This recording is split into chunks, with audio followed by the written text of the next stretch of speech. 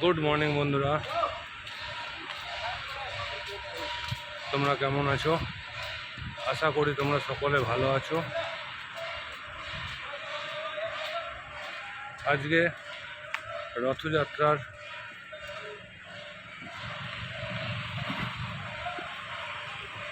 শেষ দিন।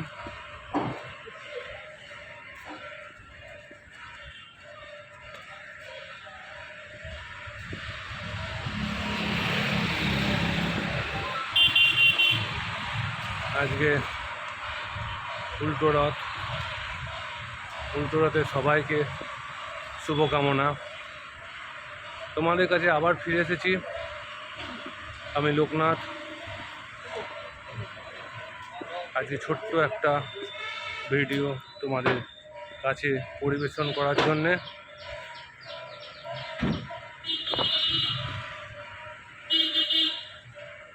আজকে এই উল্টো রথযাত্রায়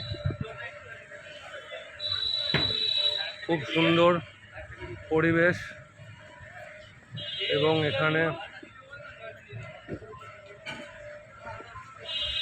এখন সব তৈরি চলছে।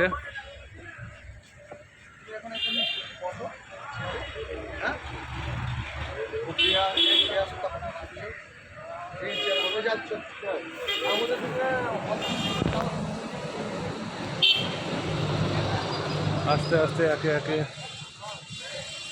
বিভিন্ন রথ, জগন্নাথ দেব, সুভদ্রা, বলরাম সবাই তাদের রথের মধ্যে এখানে বসবে এবং সেখান থেকে মন্দিরে যাবে।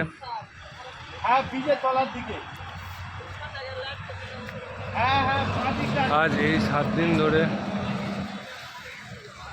এই সোজা রথ থেকে উল্টো রথ পর্যন্ত এখানে একটা মেলা ছোটোখাটো ছিল এবং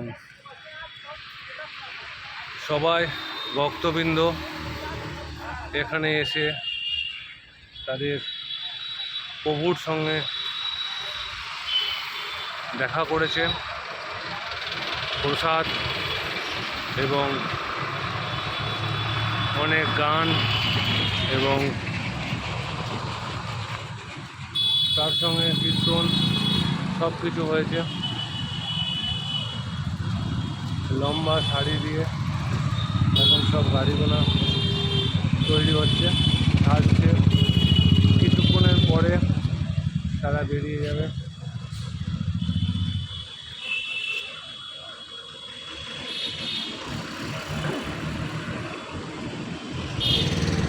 এইটা মুখ্য দুয়ার, মেন এটা গেট।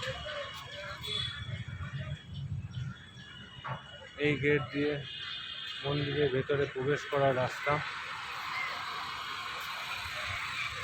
এই পার্ক স্ট্রিটের এখানটায় খুব সুন্দর সবুজ গাছপালা, খেলার মাঠ, অনেক কিছু আছে।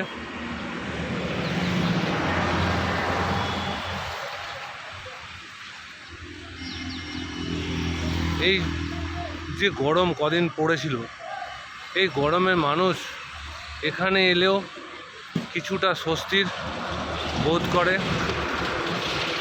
কারণ এই সবুজ গাছপালা আমাদের জীবনে অনেকটা শান্তি নিয়ে আসে।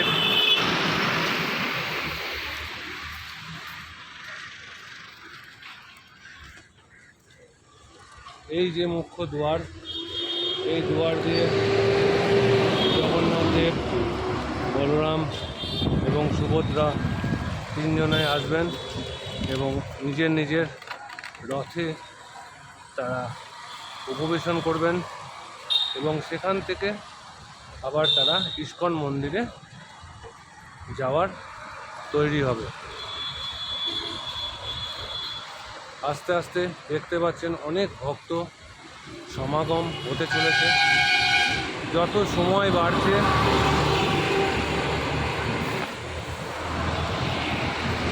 তত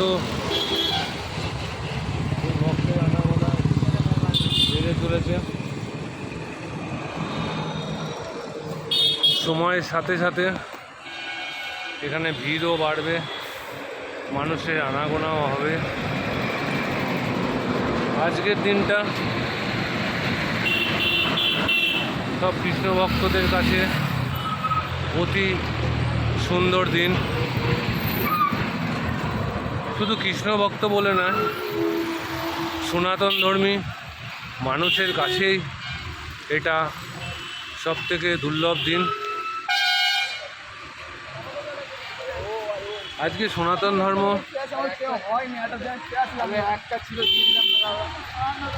এত বড় ধর্ম একটা, এই সনাতন মানুষের পক্ষে আজকে একটা খুব ভালো দিন।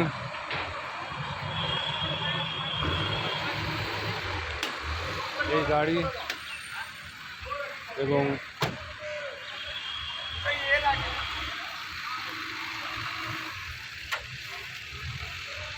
বিভিন্ন রকম কার্টুন তাতে সাজানো আছে।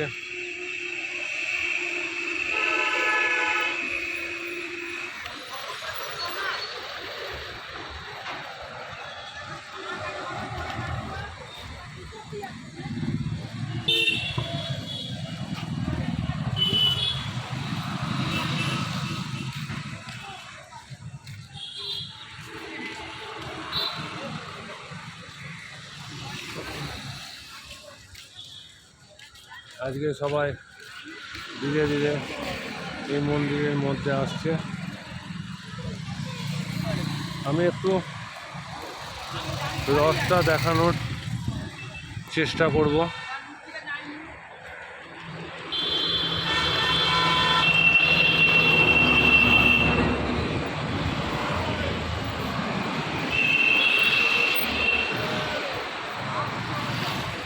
রথ অনেকটা দূরে আছে।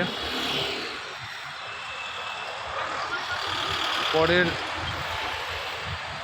ভিডিওতে আমি রথটা দেখানোর চেষ্টা করব। এখন আসছেন ঠাকুরকে নিয়ে আসছেন।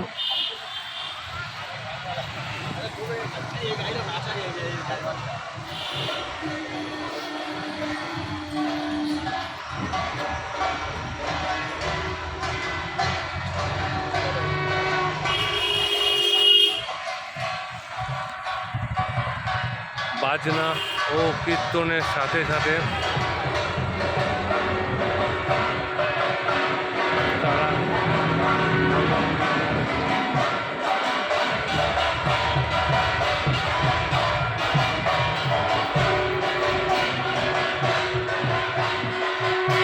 সঙ্গে অগণিত ভক্তরাও আছে, তারা আনন্দে উচ্ছ্বাসে তাদের ভগবানকে তাদের সঙ্গে নিয়ে আসছেন।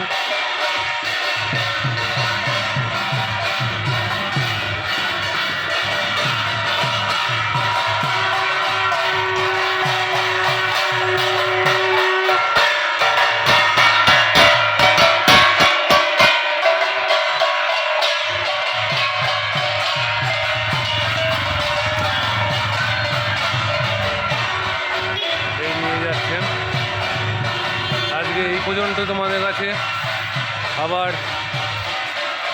পরে আরেক এপিসোডে তোমাদেরকে কিছু যদি পাই সন্ধান, সেগুলো দেখানোর চেষ্টা করব। ভালো থেকো। হরে কৃষ্ণা, জয় তারা, জয় ভোলেনাথ।